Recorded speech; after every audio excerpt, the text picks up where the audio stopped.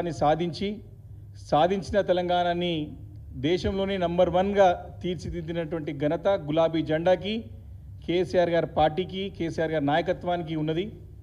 మరి అదేవిధంగా ప్రతిపక్ష పాత్ర కూడా సమర్థవంతంగా నిర్వర్తిస్తూ ఈ యొక్క కాంగ్రెస్ పార్టీ చేసినటువంటి వాగ్దానాలని అన్ని కూడా ఎప్పటికప్పుడు గుర్తు చేసుకుంటూ మరి ప్రజల పక్షాల నుండి పోరాడుతూ వస్తున్నటువంటి సందర్భం. మరి నిన్న సభ చూసిన తర్వాత స్పష్టంగా మరొకసారి సంకేతాలు బలంగా పోయినాయి. తప్పకుండా రాబోయే రోజుల్లో కేసీఆర్ గారి నాయకత్వం ఉంటేనే తెలంగాణ రాష్ట్రం బాగుపడుతుంది, ముందుకు పోతుంది అని చెప్పేసి కూడా ప్రజలు బలంగా నమ్ముతున్నారు, బలంగా విశ్వసిస్తున్నారు చెప్పడానికి స్పష్టంగా ఈ సభ ద్వారా తేట తెల్లమైందని చెప్పి నేను సందర్భంగా నేను మనవి చేస్తూ ఉన్నాను. మరి కేసీఆర్ గారి తన యొక్క ఉపన్యాసంలో చాలా స్పష్టంగా చెప్పినారు. అన్ని విషయాలు ప్రజల మనసులో ఏదైతున్నదో దాన్ని స్పష్టంగా వారి యొక్క ఉపన్యాసం ద్వారా చెప్పడానికి ప్రయత్నం చేసి చాలా వాటికి కూడా మరి ప్రజలందరూ కూడా తెలుసుకోవడం జరిగింది. ఇది వారి యొక్క ఉపన్యాసాన్ని దాదాపు 1.5 కోటి వ్యూవర్స్ ఆ రోజులు ఒక్క రోజుల్లోనే అనేక మాధ్యమాల ద్వారా అన్ని ఎలక్ట్రానిక్ మీడియా కానివ్వండి, సోషల్ మీడియా కానివ్వండి, అన్ని ప్లాట్ఫామ్స్లో కొన్ని కోట్ల మంది వ్యూవర్స్ చూశారంటే కేసీఆర్ పట్ల ఉన్నటువంటి విశ్వసనీయత, వారిపై నమ్మకం ఏ పాటితో మనం స్పష్టంగా అర్థం చేసుకోవచ్చు.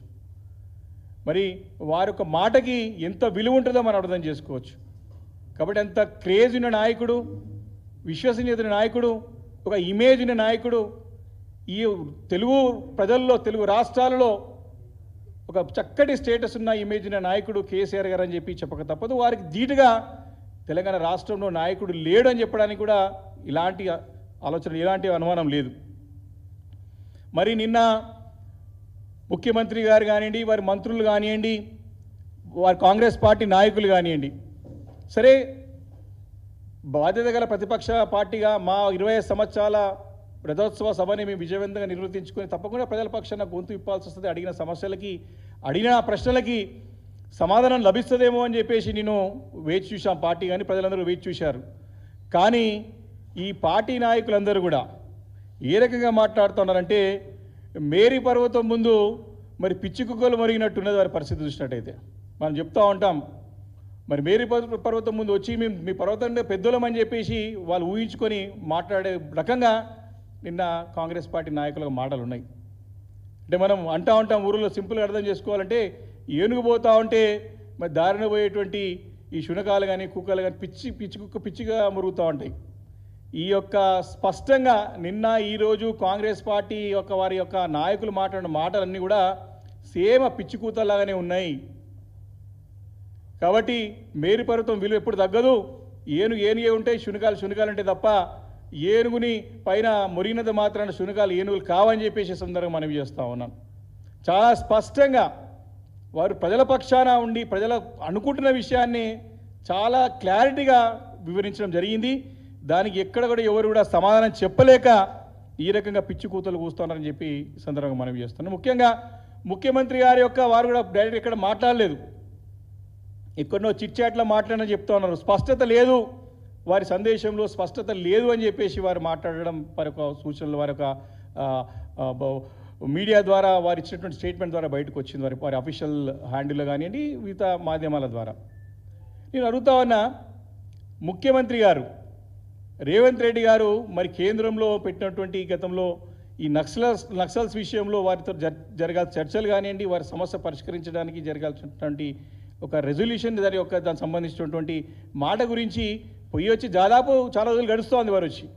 కానీ నిన్న ముఖ్యమంత్రి గారు మా నాయకుడు కేసీఆర్ గారు మన సభలో స్పష్టంగా ఇది అప్రజాస్వామికం, ఏదైతే ఆపరేషన్ కగార్ అయితే ఉన్నదో ఇది ప్రజాస్వామ్యానికి విరుద్ధంగా జరుగుతూ ఉన్నది, వారితో శాంతి చర్చలు జరగాలి అని చెప్పి తీర్మానం రాసి మేము పంపిస్తామని అనగానే ముఖ్యమంత్రి గారు తెల్లారే వారి కాంగ్రెస్ పార్టీ నాయకులను, పెద్దలని జానారెడ్డి గారిని, అదేవిధంగా మరి కేశవరావు గారు పిలుచుకొని మాట్లాడి వారితోని మరి సూచన సలహాలు తీసుకొని దానిపైన సమాధానం చెప్తామంటారు. అంటే స్పష్టత అంటే ఇది అన్నీ తెలుసుకొని అన్నీ చూసి కేవలం రాజకీయాల కోసానికే స్పష్టత కావాలని చెప్పేసి ముఖ్యమంత్రి గారు కొడుతానంటే వారి పరిపాలన అదే కదా. నేను కేసీఆర్ గారు చెప్పింది, వీరికి పాలన చేత కావట్లేదు, సంవత్సరం నుంచి కూడా ప్రజలను గాలికి వదిలేసినారు, ఇచ్చినటువంటి వాగ్దానాలు కాదు కదా, గతంలో అమలవుతున్నటువంటి పథకాలని కూడా ఆపివేసినారు అని చెప్పి మరి మాట్లాడినాక వారు నిన్న వారు ఇచ్చినటువంటి సమావేశంలో ఇచ్చినటువంటి సందేశాలను తీసుకొని దానికి సరిదిద్దుకునే ప్రయత్నం లోపల చేస్తున్నారు. పైనకి మాట్లాడుతున్నారు కానీ వారి యొక్క వెన్నులో వణుకు పెట్టించింది మన జరిగినటువంటి సభ. దాని ద్వారా కేసీఆర్ గారి ఉపన్యాసం మొన్న జరిగినటువంటి మా సభ ద్వారా కాంగ్రెస్ పార్టీ నాయకుల యొక్క దిమ్మె తిరిగి మైండ్ బ్లాక్ అయిపోయింది. అందుకే అన్ని పిచ్చి కూతలు పోస్తూ ఉన్నారు. వారి యొక్క శాఖలు మంత్రులు ఏవైతున్నారో మంత్రులు తమ తమ శాఖలు సమీక్షించింది దానికి సమానం చెప్పలేకపోతున్నారు. నిన్న మొన్న మంత్రి కొత్తగా మంత్రి అయిన వ్యాపారస్తుడిగా కాంట్రాక్టర్ బడా కాంట్రాక్టర్ ఉన్నటువంటి ఆయన మంత్రి ఉన్న పొంగులేటి కూడా పెద్ద మాటలు మాట్లాడుతూ ఉన్నాడు. రాజకీయాలే తెలియదైనకి కేవలం డబ్బులతోనూ ఆయన కూడా మాట్లాడబట్టే నక్సల్స్ విషయంలో కూడా అంత పెద్ద ప్రతిపాదన చేసినప్పుడు సీతక్క గారు లాంటి నాయకురాలు, ఎందుకంటే ఉద్యమ నేపథ్యంలో నక్సల్స్ బ్యాక్గ్రౌండ్ వచ్చినటువంటి సీతక్క గారు కూడా దీన్ని స్వాగతించి దీనిపైన శాంతి చర్చ జరగాలని చెప్పి ఆహ్వానిస్తుందేమనుకుంటే వారు కూడా రాజకీయాలు చేసి కేసీఆర్ గారిని తిట్టి మరి రేవంత్ రెడ్డి గారి యొక్క మనలు పొందడానికి ప్రయత్నం చేస్తున్నారు తప్ప వారి యొక్క బాధ్యతని చక్కగా నిర్వర్తిస్తారని చెప్పి సందర్భంగా మనవి చేస్తా ఉన్నాను. కేసీఆర్ గారిని ఏం చేసి ఇప్పటికి కూడా అడుగుతా ఉన్నారు. 10 సంవత్సరాలు కూడా కేసీఆర్ గారిని ఏడిపే, మా యొక్క పార్టీ పైన ఏడిపే, మా యొక్క కేసీఆర్ గారి కుటుంబ సభ్యుల పైన మా పార్టీ నాయకుల పైన ఏడిపే. 10 సంవత్సరాలుగా మీరు ఏం చేస్తూ ఉన్నారు? 10 సంవత్సరాలుగా మీరు ఏం చేశారు? కేసీఆర్ గారిని 10 సంవత్సరాలుగా మీరు ఏం చేసినారు? సంవత్సరంన్నర తర్వాత నువ్వు ఏం చేస్తావో చెప్పకుండా, ఎన్నికల్లో మీరు ఇచ్చినటువంటి వాగ్దానాలను ఏ రకంగా నెరవేరుతారో చెప్పకుండా ఇంకా కేసీఆర్ గారిని 10 సంవత్సరాలు మీరు ఏం చేసినారు అడుగుతూ ఉంటారు ముఖ్యమంత్రి గారు.